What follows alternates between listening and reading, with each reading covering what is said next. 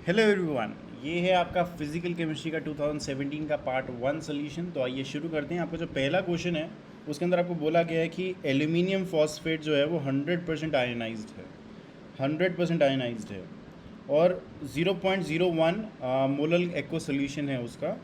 तो आप बताइए कि आपके पास डेल्टा टी अपन के बी की वैल्यू क्या आएगी। अब जो डेल्टा टी होता है, डेल्टा टी बी होता है आपके पास, वो क्या होता है, आई के बी एम होता है आपके पास। तो अगर मुझे निकालना है डेल्टा टी बी अपॉन के बी, तो मेरे पास आंसर क्या आएगा, आई डॉट एम आ जाएगा। मतलब मुझे वैन वैन ऑफ फैक्टर से मल्टीप्लाई करना पड़ेगा किस चीज़ को, मोलैलिटी को। मोलैलिटी एंड मोलैलिटी मुझे दे रखी है, मुझे बस वैन ऑफ फैक्टर निकालना था। वैन ऑफ फैक्टर क्या होगा, अगर मेरे देखूँ एल्यूमिनियम फॉस्फेट जो होता है उसके पास ए एल PO4, ये आपका एल्यूमिनियम फॉस्फेट होता है। क्योंकि आपका PO4 जो है वो भी 3 नेगेटिव का है, एल्यूमिनियम पॉजिटिव जो है वो भी 3 पॉजिटिव का है। तो आपके पास ये 3 नेगेटिव 3 पॉजिटिव ऑब्वियसली आपके पास ये कंबाइन होकर AlPO4 ही बनाएंगे। और AlPO4 में कितने आयन्स आपके पास, 2 हैं, यानी कि वैन ऑफ फैक्टर भी आपके पास 2 होगा क्योंकि 100% आयनाइजेशन है इसकी। तो ये आपके पास 2 हो गया, ये आपके पास 0.01 हो गया है। 2 इंटू 0.01 अगर हम करेंगे तो आंसर आ जाएगा 0.02। और ये आपके पास डेल्टा डी अपन के बी की वैल्यू है। तो आंसर डी ऑप्शन आ जाएगा, आंसर डी ऑप्शन आ जाएगा आपके पास। आगे चलते हैं। आगे उन्होंने बोला absorbance and transmittance are related as word. आपके पास जो यूवी स्पेक्ट्रोस्कोपी होती है या फिर आपके फोटो केमिस्ट्री होती है, वहाँ पे आपको 2 टर्म्स देखने को मिलती हैं, एक एब्जॉर्बेंस एक ट्रांसमिटेंस। एब्जॉर्बेंस आप पढ़ते हो log I naught upon I is equals to epsilon C L, जो कि आपको बताता है कि आपके पास बेसिकली एक ट्रांजिशन अगर हुई है तो उसकी एब्जॉर्बेंस, जो एब्जॉर्बेंस है उसकी वैल्यू कितनी है, उस एब्जॉर्बेंस की पीक कहाँ पे आ रही है और उस एब्जॉर्बेंस की इंटेंसिटी कितनी है, ये सारा कुछ ये बताता है आपको। इसका फॉर्मूला ये होता है आपके सामने। जो ट्रांसमिटेंस होता है वो आपको बेसिकली बताता है कि आपके पास अगर मान लीजिए कि एक सैम्पल था, उसके अंदर से आपने लाइट डाली आई नॉड और निकल के गई आई, तो आप बताना चाहते हो फ्रैक्शन ऑफ लाइट कितनी निकल के गई है उसमें से। तो फ्रैक्शन निकालने के लिए आई अपॉन आई नॉट कर दोगे, आप आई अपॉन आई नॉट कर दोगे, ठीक है। अगर मैं ए और टी के बीच का रिलेशन देखूँ तो ए इक्वल्स टू लॉग 1/t आपको दिख रहा होगा, ए इक्वल्स टू लॉग 1/t आपको दिख रहा होगा, ए इक्वल्स टू लॉग 1/t दिख रहा होगा। और अगर मैं देखूँ ए इक्वल्स टू लॉग 1/t है तो आंसर कौन सा, वो सी ऑप्शन। लेकिन इस चीज़ को मैं ऐसे भी लिख सकता हूँ, A equals to minus log T, minus log T भी लिख सकता हूँ। अगर मैं टी को यहाँ पर t⁻⁻1 लिखूँ तो -1 नीचे आएगा, माइनस लॉग टी भी लिख सकता हूँ। और आंसर आपके पास बी और सी दोनों बन जाएंगे, बी और सी आपके पास दोनों आंसर बन जाएंगे, बी और सी दोनों करेक्ट हैं आपके, बी और सी दोनों करेक्ट हैं आपके, ठीक है। आगे चलते हैं। उन्होंने बोला एज पर kinetic theory of ideal gases which of the following statements is not correct, which of the following statements is not बोला, नॉट करेक्ट। उन्होंने कहा gas particles have mass but no volume. ये बात बिल्कुल सही है। जब KTG आया था तो KTG ने बोला अगर आपके पास एक कंटेनर है, उस कंटेनर के अंदर आपके पास अगर गैस के मॉलिक्यूल्स पड़े हैं तो आप सिर्फ कंटेनर का वॉल्यूम कंसिडर करोगे, उस गैस के जो मॉलिक्यूल्स हैं उसका वॉल्यूम आप जीरो लोगे, आप वॉल्यूम निगलेक्ट कर दोगे, वॉल्यूम नेग्लिजिबल की तारीफ आप कंसिडर करोगे, ठीक है। ये उसने बोला पार्टिकल्स जो होते हैं उनका कोई वॉल्यूम नहीं होता गैस पार्टिकल्स का। आप बाद में उन्होंने बोला particles in a Brownian motion between collisions. तो बिल्कुल सही है, पार्टिकल्स बेसिकली आपके पास रैंडम मोशन में चलते हैं। अगर उनकी कोलिजन अगर कोई हो जाए आपके पास, रैंडम कोलिजन अगर आपका कोलिजन हो जाए, जिग-जैग मोशन आपके पास होता है बेसिकली पार्टिकल्स का। जब वो कोलाइड करते हैं फिर से स्ट्रेट लाइन में, फिर कोलाइड करते हैं फिर से स्ट्रेट लाइन में, पर डिफर कर जाते हैं, उनका पार्ट डिफर किया है। जैसे एक पार्टिकल आ रहा है, यहाँ पे पार्टिकल है, एक कोलाइड किया है, डिफर करके यहाँ पे चला गया, पर हमेशा स्ट्रेट लाइन में ऐसे से एक जिग-जैग मोशन शो होते हुए दिखेगा आपको। तो बेसिकली आपका सेकंड ऑप्शन भी सही हो जाएगा ब्राउनियन मोशन का, अगर मैं कहूँ तो। और उसके बाद उन्होंने बोला during the collision the system does not lose energy. ये आपका जो पॉइंट है ये भी आपका बिल्कुल सही है, क्योंकि इलास्टिक कोलिजन्स कंसिडर हुई थी KTG के अंदर, KTG के अंदर इलास्टिक कोलिजन्स कंसिडर हुई थी। उसके बाद उन्होंने लास्ट में बोला पार्टिकल्स एक्सर्ट सेम फोर्स पर unit area on all sides of container. आपके पास कुछ पार्टिकल्स, ये जैसे कंटेनर है, मान लीजिए इस कंटेनर का अगर मैं वॉल्स ऑफ कंटेनर देखूँ, मतलब कि इस कंटेनर के वॉल्स देखूँ मैं, और ये पार्टिकल्स कुछ जा रहे हैं, टकरा रहे हैं मेरे, जैसे मान लीजिए कि ये पार्टिकल है, ऐसे जाके टकरा रहा है, ऐसे जाके टकरा रहा है, ऐसे जाके टकरा रहा है। तो ये पार्टिकल की डिफरेंट फोर्स से टकराएगा और ये पार्टिकल कोई डिफरेंट फोर्स से टकराएगा, क्योंकि इनकी आप खुद सोचिए कि पार्टिकल कुछ धीरे ट्रैवल कर रहे हैं, कुछ फास्ट ट्रैवल कर रहे हैं, तो ऑब्वियसली कुछ धीरे से जाके टकराएंगे, कुछ फास्ट से जाके टकराएंगे। तो फोर्स उन दोनों में डिफरेंट लगेगी, फोर्स उन दोनों में डिफरेंट लगेगी, और फोर्स अगर डिफरेंट लगेगी उन दोनों के अंदर तो वो कैसे एकदम से सेम प्रेशर दे सकती हैं। सेम प्रेशर कैसे दे सकते हैं, फोर्स अपॉन यूनिट, फोर्स पर unit area is the pressure, no. तो आपके पास सेम प्रेशर कैसे हो सकता है। तो आप एवरेज प्रेशर लेते हो, बेसिकली सारी चीज़ों का एवरेज प्रेशर लेते हो, फोर्स भी एवरेज में लेते हो आप, तब आप दिखाते हो कि प्रेशर कितना होगा। तो ये बात गलत है, दिस इज़ नॉट राइट, आपका D option is not right, D option is not right. ठीक है, आगे चलते उन्होंने कहा the Nernst distribution law need no modification with change in the which of the following molecular state of solute. Nernst law क्या होता है basically, nurse distribution law, कि आपके पास दो लेयर्स हैं, मान लीजिए एक एक्वस है और आपके पास एक ऑर्गेनिक लेयर है।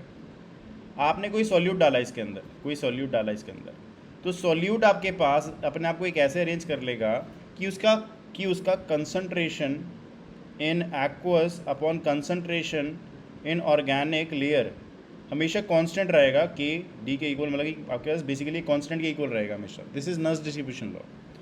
तो मैं इसको ऐसे लिख सकता हूँ, C aqueous upon C organic equals to आपके पास क्या, के, ऐसे लिख सकता हूँ। अगर मेरा सॉल्यूट जाके एक्वस लेयर में जाके एसोसिएट कर गया किसी हालत में, मतलब कि मान लो ए सॉल्यूट था, वो 2A मिलकर A2 बना दिया उन दोनों ने, तो वहाँ पे भी दिक्कत हो जाएगी, वहाँ पे भी दिक्कत हो जाएगी और मुझे मॉडिफिकेशन करनी पड़ेगी अपने लॉ के अंदर।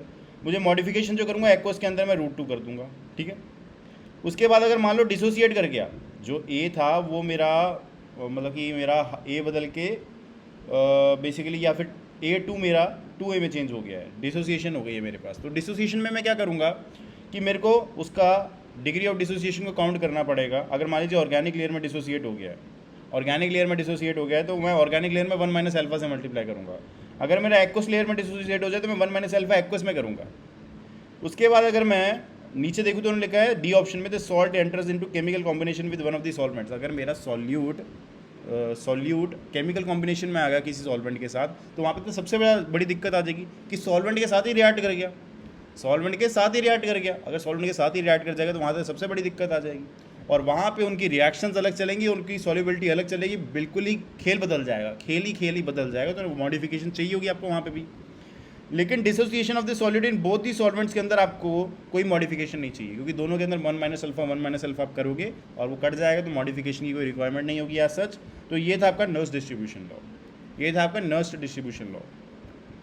आगे चलते उन्होंने कहा है a particle of mass m है पार्टिकल का, it is confined into 2 dimensional square box.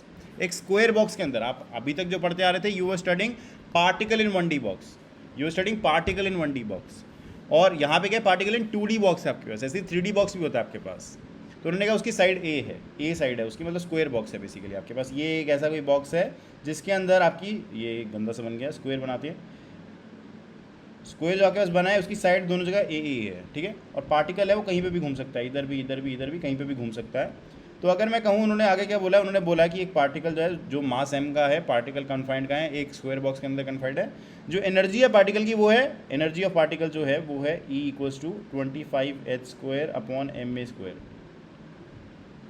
n² upon 8ma² होता है आपके पास। यहाँ पे 8 की कमी है, यहाँ पे 8 आना चाहिए, ये आपके पास 8 आना चाहिए, यहाँ पे 8ma² होना चाहिए बेसिकली, 8ma² होना चाहिए बेसिकली आपके पास। यहाँ पे 25 पाई बोला है, पाई² बोला है। वैसे इन्होंने ना थोड़ी सी गलती कर दी है, यहाँ पे जो बेसिकली मैं, ये जो PU का क्वेश्चन आया था उसी के अंदर थोड़ी सी गलती थी, PU के क्वेश्चन के अंदर ही थोड़ी सी गलती थी। यहाँ पे जो वैल्यू आनी चाहिए वो ऐसी लिखी होनी चाहिए, 25h² अपॉन 8ma² ऐसे लिखी होनी चाहिए। ठीक है, 8ma² ऐसे लिखी होनी चाहिए आपके पास। और पाई² अगर आप लिख भी रहे हैं तो पाई², यहाँ पे पाई² वैसे आने की रिक्वायरमेंट है नहीं है सच, तो आपके 25h² अपॉन 8ma² ऐसे कुछ वैल्यू लिखी होनी चाहिए थी। अगर मैं सपोज करूँ कि आपके पास ऐसी कोई वैल्यू लिखी हुई है, ऐसी कोई वैल्यू लिखी हुई है, अगर मैं इस वैल्यू पे दिखाना चाहता हूँ कि मेरी डीजनरेसी कितनी, तो डीजनरेसी पहली बात होता क्या है, उन्होंने बोला ना कि आपके पास 4-fold generate, 3-fold generate, 2-fold generate. तो ये जनरेसी क्या है, डीजनरेसी आपके पास होती है क्या है। तो अगर मैं 2D बॉक्स की एनर्जी को लिखूँ, तो 2D बॉक्स की जो एनर्जी होती है तो वो ये होती है nx² + ny² upon h² upon 8ma², h² upon 8ma²। ये आपकी 2D बॉक्स की डीजनरेसी होती है, और 2D बॉक्स की एनर्जी का फॉर्मूला होता है। नॉर्मल क्या होता है, n² h² अपॉन 8ma²। इसमें बस x और y एक्सिस, दो एक्सिस आ जाएंगी, अब आपके पास 2 डायमेंशंस आ जाएंगी आपके पास, x और y। उसके बाद जो यहाँ पे साई का फॉर्मूला होता है, जो आपके पास 1D बॉक्स होता है, उसका साई का जो फॉर्मूला होता है, that is psi equals to आपके पास रूट, आपके psi equals to root 4 upon a², और आपके पास sine n πx upon l और n πx अपॉन a और आपके पास दूसरा कौन सा, sine N pi Y upon A, ये आ जाएगा आपके पास। जो आपके पास नॉर्मल 1D बॉक्स होता है उसके अंदर तो साइन √2 अपॉन ए साइन एन पाई एक्स अपॉन ए हो जाता है। यहाँ पे बस आपके पास 2 डायमेंशन हो गई हैं तो आपके पास मल्टीप्लिकेशन हो जाती है। बेसिकली आप अगर आप 1 डायमेंशन से 2 डायमेंशन में जा रहे हो या फिर आप 2 एनर्जीज़ का एडिशन, मतलब आप क्या कर सकते हो, एक एनर्जी आपके पास है E1 और आपको E बतानी है टोटल, और आपके पास एक दूसरी एनर्जी है E2, मतलब दूसरी डायमेंशन से जो आई है, तो आप उन दोनों को ऐड कर सकते हो। लेकिन आपके पास साई अगर आपको डिफाइन करना है तो साई अगर 2 डायमेंशन में तो साई मल्टीप्लाई होता है, हमेशा साई मल्टीप्लाई होता है, तो साई मल्टीप्लिकेशन की फॉर्म में ये लिखा गया है। ज़्यादा डिटेल इसकी तब होती है जब 1D 2D 3D बॉक्स तीनों पढ़ाए जाते हैं, और ये रांचो के कोर्स में पढ़ाए गए हैं। अगर आपको वहाँ पे देखना है तो आप वहाँ पे भी देख सकते हैं, रांचो के कोर्स के अंदर सब कुछ पढ़ाया गया है वहाँ पे इस 1D 2D 3D बॉक्स के बारे में। तो बेसिकली आपके पास ये हो जाता है, ये सीन हो जाता है आपके पास। आगे अगर मैं कहूँ कि इस स्पेसिफिक चीज़ के अंदर अगर मैं इस एनर्जी लेवल को कंसिडर करूँ जो कि है 25h² अपॉन 8ma², तो उसको इससे मैच करूँगा। उसको जब मैं इससे मैच करूँगा तो आपको देखने को मिलेगा कि ये वैल्यू तभी फिट हो सकती है जब मैं nx को क्या रखूँ, 2 रखूँ, और ny को क्या रखूँ, मैं 3 रखूँ, सॉरी nx को मैं 4 रखूँ, 4 का स्क्वायर 16 प्लस 9 25, हाँ, जब मैं nx को 4 रखूँ या ny को 3 रखूँ, और आपका या फिर मैं ny को मैं 4 रखूँ और nx को मैं 3 रखूँ, ये तभी बन सकती है। इन दोनों के अंदर अगर मैं कैलकुलेट करूँगा तो इन दोनों के अंदर जो एनर्जी की वैल्यू आएगी वो दोनों की सेम आएगी। दोनों के अंदर 25h² अपॉन 8ma² की वैल्यू ही आएगी आपके पास। लेकिन अगर मैं दोनों की साई की बात करूँ तो साई, अगर मान लो इसको मैं फर्स्ट लिखता हूँ, इसको मैं सेकंड लिखता हूँ, दोनों की साई की वैल्यू अगर मैं लिखूँगा तो साई फॉर 1 जो होगा, साई 1 जो होगा आपके पास, वो आपके पास लिखा जाएगा क्या, √4 अपॉन a² साइन आपके पास x वाले के अंदर 1 sine 4 pi x upon a sine 3 pi y upon a, ये हो जाएगा आपके पास। और आपके पास साई 2 की अगर मैं बात करूँ तो साई 2 कितना आएगा, √4 upon a² sine sine 3 pi x upon a, और आपके पास sine 4 pi y upon a, ये आ जाएगा आपके पास।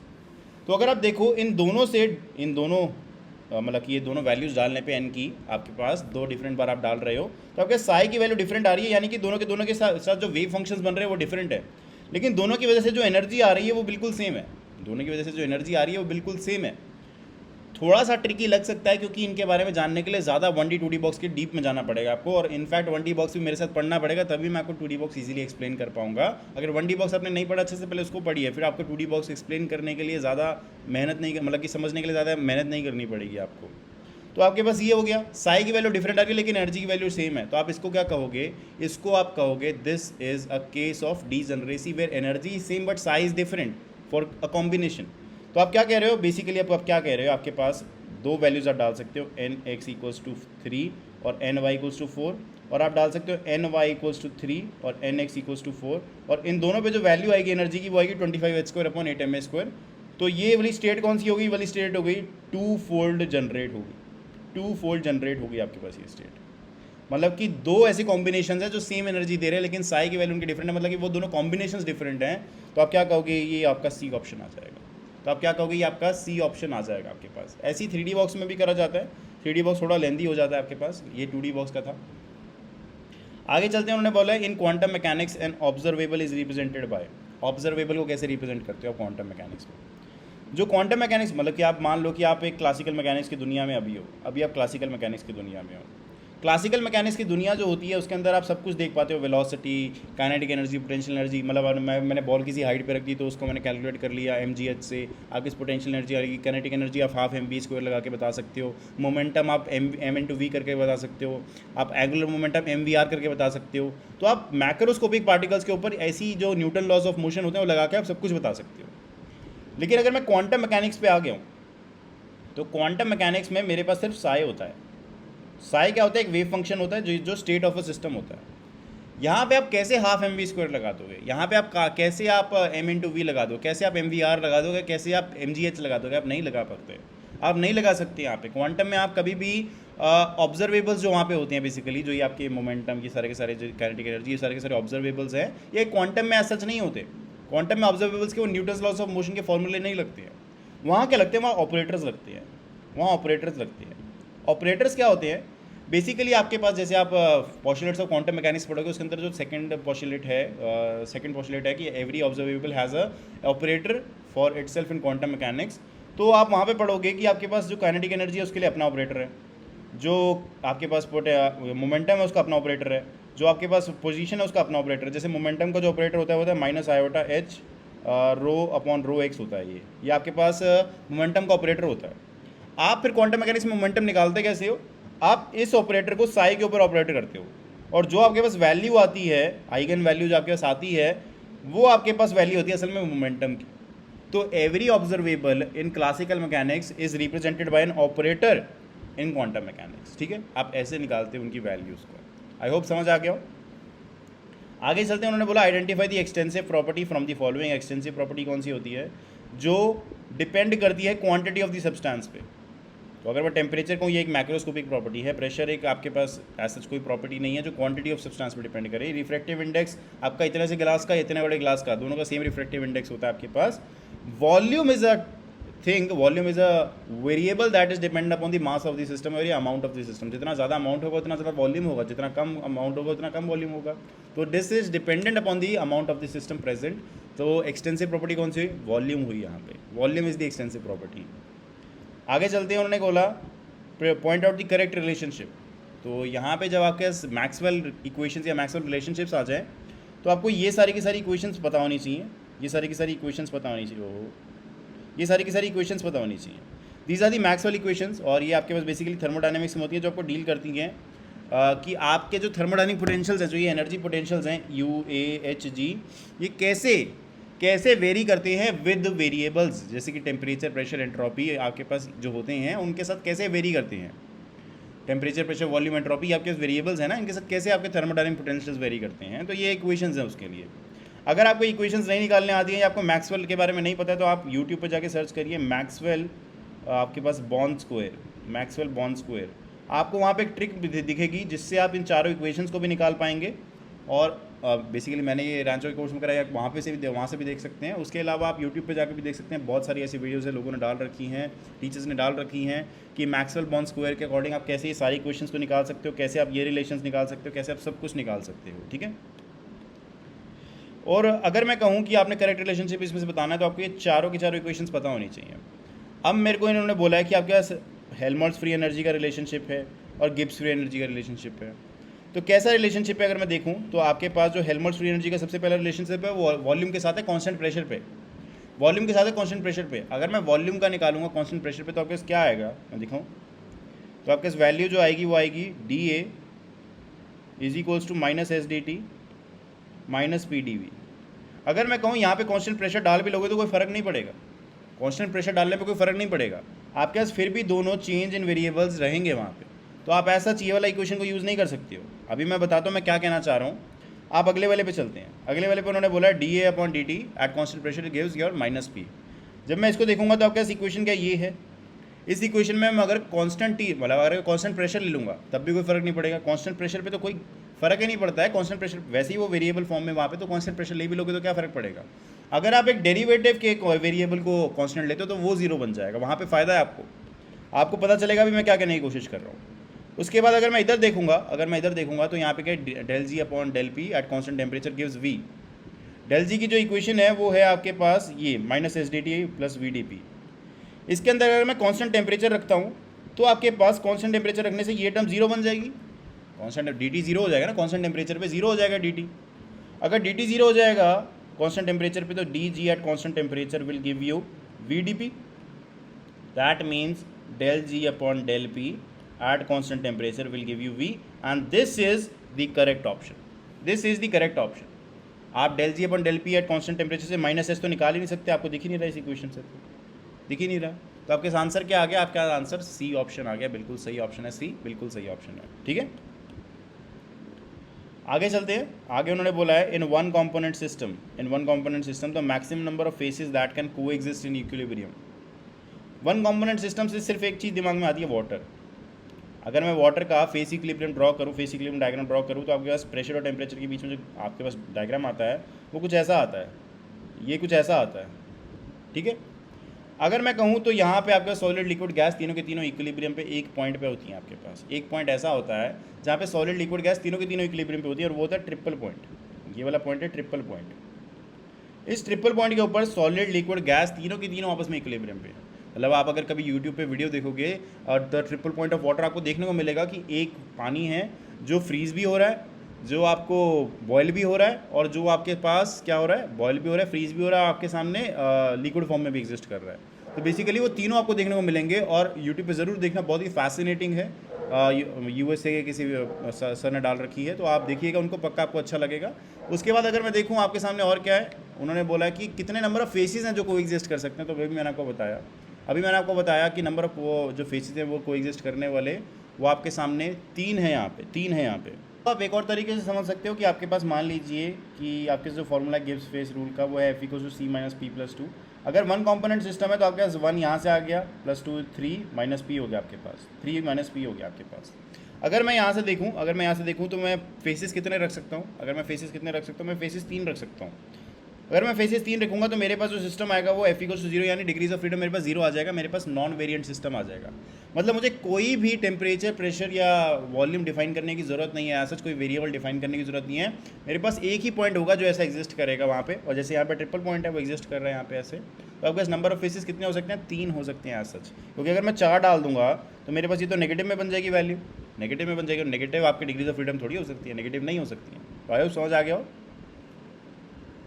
उसके बाद इन्होंने बोला the ionization energy of hydrogen atom in the ground state is, आपके पास जो बोर श्रोडिंगर वगैरह की इक्वेशन आती हैं उसके अंदर आपको दिया जाता है एनर्जी En = -13। एटॉमिक स्ट्रक्चर के चैप्टर से ये फॉर्मूला है Z² अपॉन n², Z² ये फॉर्मूला होता है, ठीक है। यहाँ पर उन्होंने बोला कि हाइड्रोजन एटम है, तो हाइड्रोजन एटम के लिए जो Z की वैल्यू होती है वो बेसिकली 1 होती है, और आपके जो ग्राउंड स्टेट है उसके लिए N की वैल्यू कितनी होती है, 1 होती है। तो आपका आंसर कितना आ गया, -13.6 इलेक्ट्रॉन वोल्ट, और इलेक्ट्रॉन वोल्ट में बता नहीं देते तो -13.6 178 का ये ऑप्शन आ गया। इतना ही आसान क्वेश्चन था, बहुत ही आसान क्वेश्चन था। तो आगे ये पेपर भी ख़त्म होता है आपके पास, तो हम मिलते हैं अगली वीडियो में 2018 के सोल्यूशन में।